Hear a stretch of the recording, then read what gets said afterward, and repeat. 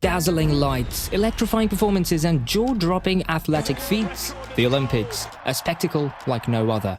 5 Olympic rings, 339 events, over 11,000 athletes, and a potential price tag exceeding $20 billion.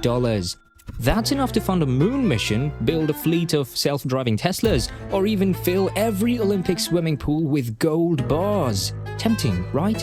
But is it all sunshine and glory? Or does the Olympic flame leave behind a trail of debt and financial ruin? Did Tokyo's $15.4 billion supernova leave them basking in prosperity? Or did Rio's $13.1 billion samba lead to an economic hangover? Let's crack the code of these mega events, uncover where the billions flow, and answer the burning question: when it comes to hosting the Olympics, is the game worth the gamble? Let's start with a flashback.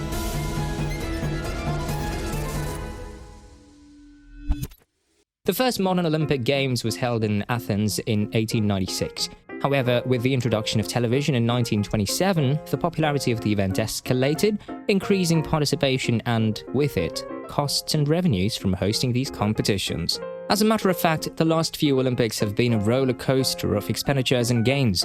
London's Olympic in 2012 presented a different vision. With a budget of around £9 billion, the focus was on sustainability and urban regeneration. The Olympic Park became a blueprint for post-Games usage, transforming into a public space with housing and facilities. In 2016, Rio de Janeiro hosted the first Olympics in South America, spending about $13 billion. The Games were a cultural triumph, but left a mixed economic legacy. Pyeongchang's 2018 Winter Olympics, costing $13 billion, aimed to put this relatively unknown region on the global map. Tokyo 2020, held in 2021 due to the pandemic, was unprecedented, with costs soaring around $20 billion. And fast forward, Beijing's 2022 spectacle was a statement of China's global ascent, costing around $38.5 billion. Okay, we get it, it's expensive, but where does all this Olympic loot disappear? Let's break it down. Venue construction takes the lion's share, gobbling up to 60% of the budget. Think state-of-the-art stadiums, sparkling aquatic centers, and velodromes that will make even Usain Bolt envious. Then comes security, infrastructure upgrades, and of course, the not-so-glamorous operational costs of running the whole show. Also, marketing and promotions, from dazzling opening ceremonies to athletes sporting sponsors as logos like walking billboards. Gotta make sure the world tunes in, right? For instance, the overall cost of the 2022 Beijing Winter Olympic Games was estimated to be $38.5 billion, of which the majority was spent in infrastructure, a total of over $20 billion. So, did the last 5 Olympic capitals strike gold or dive into financial quicksand? Well, London 2012 managed to turn a small profit. However, post-Olympics, Rio 2016 grappled with unused venues and financial strains, raising questions about the long-term benefits for a city with pressing social and economic needs. Similarly, Pyeongchang's story is also one of short-term success but uncertain long-term gains. While the Olympics boosted tourism and infrastructure, concerns about the future use of its facilities and the return on investment linger.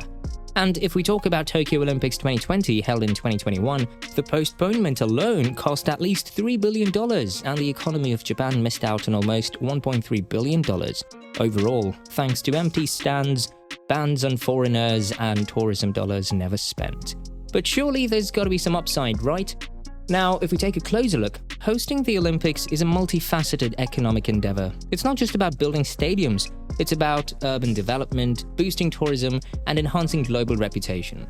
Tourism sees a massive boost, with hotels brimming, restaurants overflowing, and souvenir shops becoming treasure troves. Then there are the sponsors, those corporate cheerleaders who pour cash into the games just to see their logos plastered everywhere. From Visa being the official payment partner to Coca-Cola fizzing in every athlete's hand, it's a brand bonanza. And let's not forget the broadcasting rights. Billions flow in from TV giants hungry to beam the games into living rooms across the globe. Cities like Barcelona and Los Angeles have shown how the Olympics can be a catalyst for positive urban renewal and even profitability. The secret lies in strategic planning, realistic budgeting, and leveraging existing infrastructure. These success stories provide valuable lessons for the future host cities. However, it's also a high-stakes gamble. Cities pour billions into preparations, hoping for economic boosts and improved infrastructure.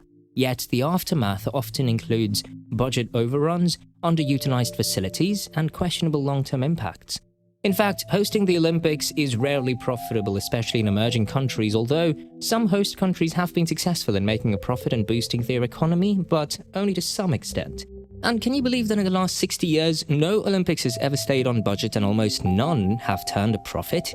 One silver lining came at the start of the millennium in Utah with the Winter Olympics in Salt Lake City. The 2002 Winter Olympics in Salt Lake City generated a whopping $56 million overall surplus.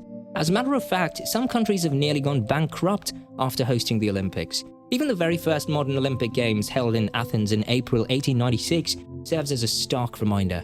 Greece, already grappling with financial woes, took a monumental risk in hosting these games.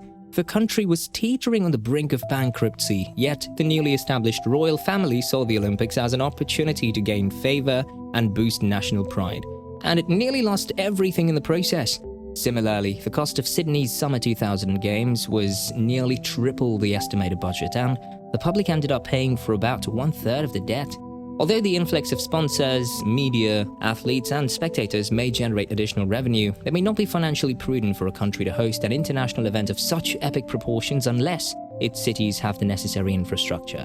Now, you must be wondering, is hosting Olympics really worth it? Although the Olympics are more than just numbers on a spreadsheet, they're about dreams, unity, and pushing the boundaries of human potential. They bring together nations, foster global camaraderie, and leave behind a legacy of memorable moments that transcend generations. But let's be honest, the financial stakes are real. The flip side of this coin reveals a daunting prospect of spiraling costs, potential for underutilized infrastructure, and the looming shadow of debt that can hang over the city long after the closing ceremony, where the initial glitter of opportunity might entangle a city in financial challenges. Even economists have mixed opinions on whether hosting the Olympics improves a country's economic prospects.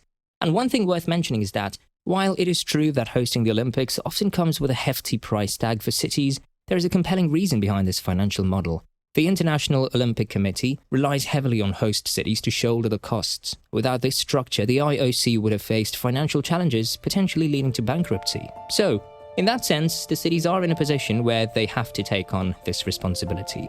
And it's a complex partnership where the honor of hosting the Olympics comes intertwined with the necessity of supporting the financial backbone of this global event. Hence, the decision to host the Olympics should be weighed carefully, considering both the potential for lasting legacy and the risks of economic challenges. And my final verdict is, unless a city already has an existing infrastructure to support the excess crowds pouring in, not hosting the Olympics may be the best option. Thank you for joining us in this exploration of the economics behind the Olympics. If you found this insightful, don't forget to like, share, and subscribe for more in-depth content. Keep watching and keep learning.